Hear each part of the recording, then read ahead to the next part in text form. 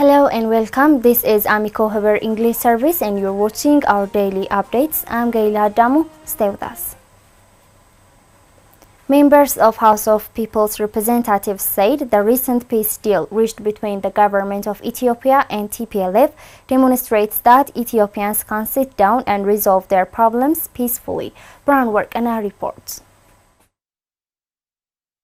During the fourth regular session of the House of People's Representatives, members of the House have also expressed their appreciation to the bold step taken by the government to seek a peaceful way out of the crisis in northern Ethiopia. Chairperson of Foreign Relations and Peace Affairs Standing Committee, Dima Nago, told INA that he thinks this internal development in Ethiopia is an important milestone. Ethiopians can sit together and resolve their issues. This peace agreement has demonstrated that despite the range of difficulties, despite the wide gap between the two, Ethiopians can sit down and resolve their problems through peaceful means. I think this is a very important development for the future of our country. The chairperson also noted it is probably one of the first governments in modern Ethiopian history to have made peace agreement with its opponents, especially armed opponents.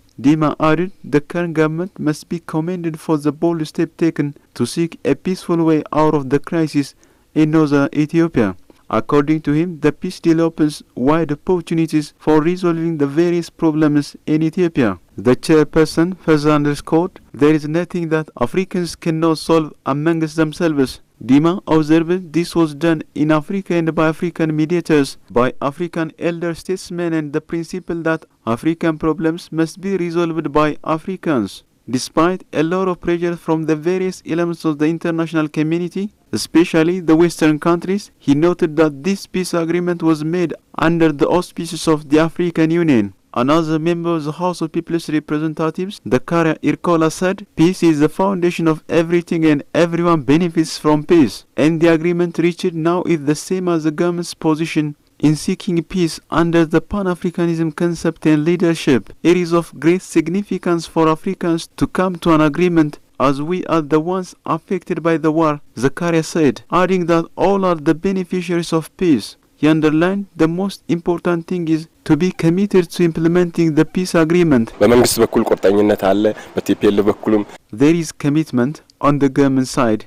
I think this will also be the position of TPLF as well. This means that turning agreements into practice requires strong commitment by ignoring controversial issues to make the peace agreement successful. The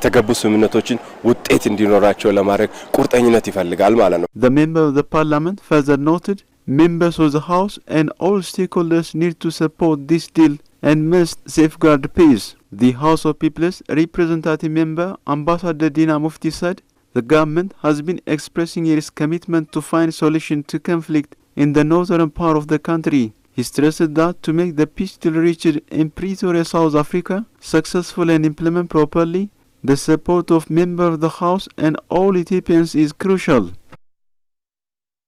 Economic and Commercial Minister Counselor of the Embassy of China in Ethiopia said Ethiopia and China have untapped huge potential of business partnership that would further enhance the existing economic cooperation in various sectors. Brown Work and Atil Sasmore.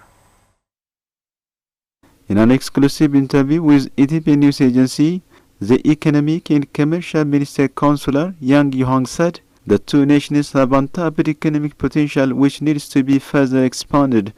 According to him, efforts have been made to encourage and promote more Chinese companies to engage in business activities in Ethiopia with a view to enhancing the cooperation and friendship between the two countries in not only now but also in the future. Yang stated the Chinese government believes that there is a big potential between the countries for bilateral cooperation. Noting that Chinese investors have been engaged in a lot of projects in collaboration with their Ethiopian partners, he expressed his hope through the cooperation between Chinese companies and relevant partners that Ethiopia will have another landmark project. Yang hopes through the cooperation between Chinese companies and relevant partners of the Ethiopian side, they will provide another landmark project for Addis Ababa. With regard to trade and investment cooperation between the two countries, Yang said there is a big potential, especially in coffee, soybean, sesame, among others in the agricultural sector.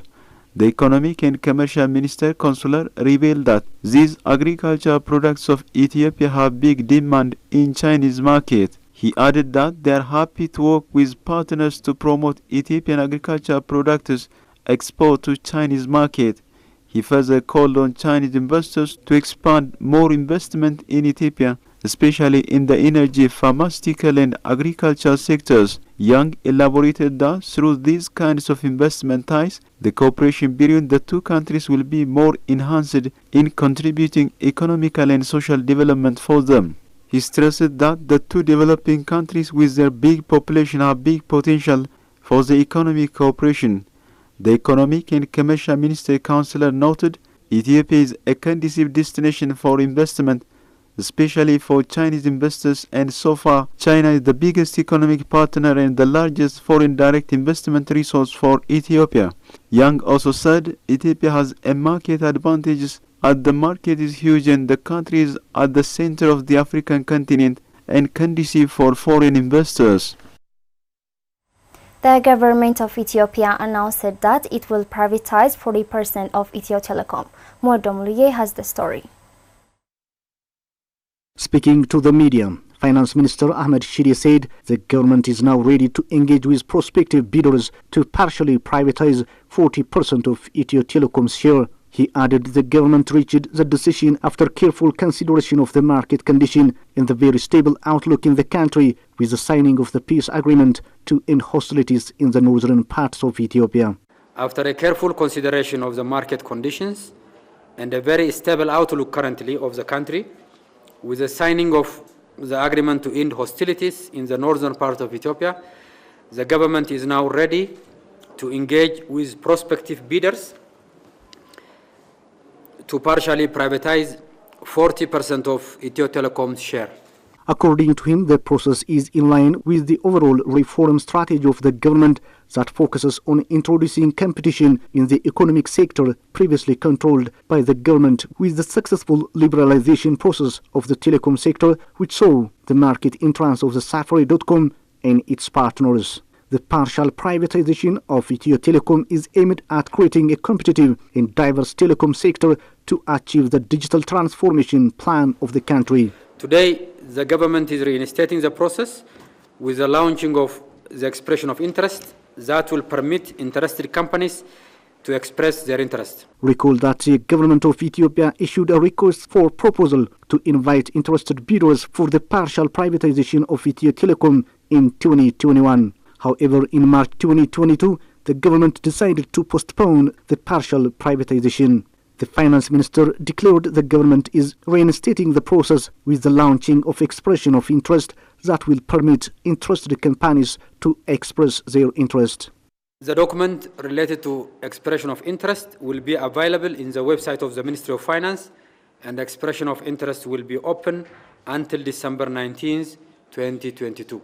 Ethiopian Communications Authority Director General Balcha Rabbi said on his part that the authority has launched a stakeholder consultation in connection with resuming the issuance process for the second new full-service telecommunications license. The authority will be initiating a stakeholder consultation to collect all stakeholders' contribution regarding the issuance of the third telecommunication license. The Director General stated that Ethiopian Communications Authority is inviting potential bidders and interested parties to participate in the consultation process and provide their comments or questions on the key terms and conditions of the licensing process. Balcha noted that the resumption of the issuance process for a third license reaffirms the government's commitment to ensure the fulfillment of its economic reform agenda by unlocking the transformation power of the digital economy with the goals to offer reliable and accessible telecommunication services to the Ethiopian people, to drive job creation and to promote economic growth.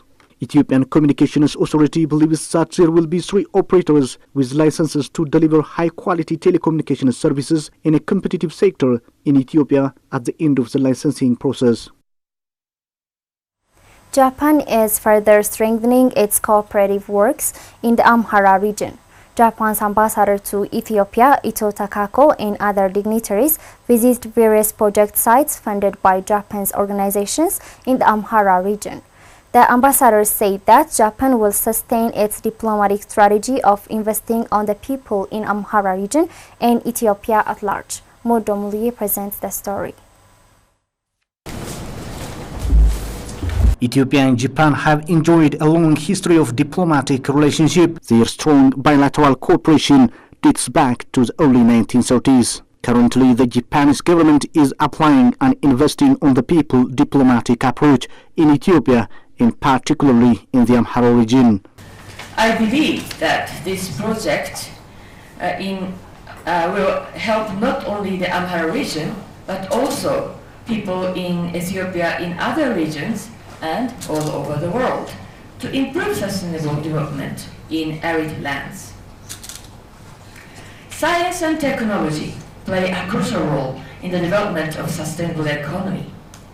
The SATREPS is designed to promote international joint research between Japanese universities and those of recipient countries. Although Japan and Ethiopia are so far apart geographically, I hope knowledge and know-how will be transferred to Ethiopia through this program. The two Japanese organizations, JICA SATREPS Project for Development of Next Generation Sustainable Land Management and Tottori University in cooperation with Bahardar University, are running various projects in the Amhara region. President of Bahardar University, Dr. Freutageng, appreciated JICA's cooperation. I think today it is special because we have Her Excellency Ambassador Ito Takako amongst us, and this shows how serious it is becoming. For me, the next generation sustainable land management is an innovative approach that by conserving soil, by conserving water, we are increasing production and productivity, and we are securing food and nutrition to this very innocent but desperate people who needs our intervention. Last time we signed an agreement with the strategic partners, Bureau of Agriculture, RRE, even the Ministry of Education signed on our behalf that our commitment should continue. Ensuring sustainable land and water resource management, health, education, technology, and improving the livelihood of the community are some of the priority areas of the cooperation. JICA SATREPS renders financial and technical support to the projects, while Tottori University and Bahardar University in cooperation plays a role of study and research regarding the projects. Japan's ambassador to Ethiopia, Her Excellency Ito Takako, and other dignitaries from the Japanese embassy had a field trip to visit how effectively the projects are being implemented. Satisfied with the sight of what's done so far, the ambassador vowed to work to further strengthen and sustain the cooperation with the Amhara region and extend the experience to other regions in Ethiopia. And the success of this project will encourage ever more science and technology development partnership activities between our two countries. Indeed, I am aware that two SATREPS projects conducted in Ethiopia have been regarded as successful examples by the Japanese side who are involved in SATREPS. And we are looking forward to receiving more of good proposals from Ethiopia. The government of Japan will continue to provide assistance for the development of Ethiopia, such as through projects related to science and technology.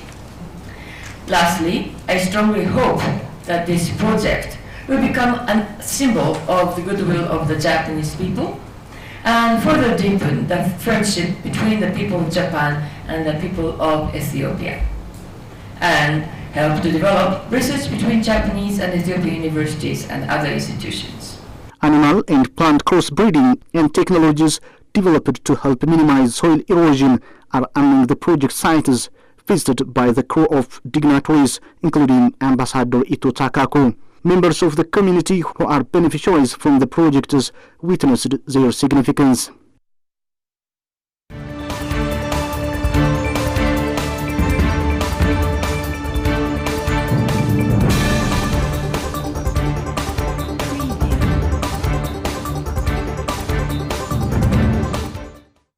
You're watching AMECO English service, and now let's proceed to News Beyond Borders. A cabinet minister of Zimbabwe said on Tuesday, Zimbabwe will include the COVID-19 vaccination in the second round of its polio vaccination campaign, set for early next month.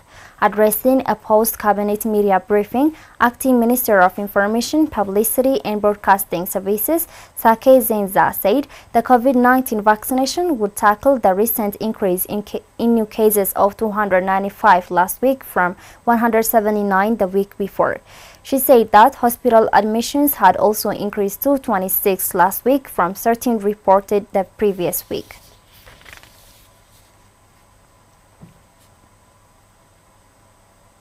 The United Kingdom and Germany on Wednesday agreed to provide the World Food Programme with $20 million to support the expansion of World Food Programme's climate and disaster risk financing cover in 23 countries across the globe. The money should help protect up to 4.6 million people from climate risks over the next 2 years. The World Food Programme hailed the initiative as one that underscores the importance of investment in climate action to protect vulnerable communities when disasters strike.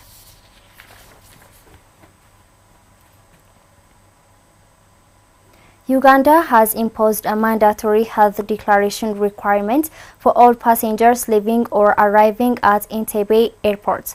And Netanyahu has the details. The Uganda Civil Aviation Authority, in a notice on Tuesday, announced that passengers will be required to fill in a digital Ministry of Health declaration from within 24 hours prior to travel. The country hoped the new measures will contain an Ebola outbreak currently in the country. So far, 141 people have been diagnosed with Ebola. 55 people have died. The virus circulating in the East African country is the Sudan strain of Ebola, unlike the more common Zaire strain that spread during the recent outbreaks in the neighboring Democratic Republic of Congo. In a televised address on Tuesday, President Yoweri Museveni said government is doing all it can to prevent exporting the virus out of the country. He noted that the list of contacts and suspected cases have been submitted to immigration authorities to prevent cases from traveling out of Uganda. An on-site mobile laboratory has been established in Mubende, and risk communication activities are ongoing in all districts that have reported cases of the deadly disease. The Ugandan government is also conducting community-based surveillance and active case finding. Uganda's efforts have been complemented by the presence of teams from the Africa Centers for Disease Control and Prevention, World Health Organization, the Global Outbreak Alert and Response Network, and other partners. This is AMECO English service, and now let's take a look at the foreign exchange rate.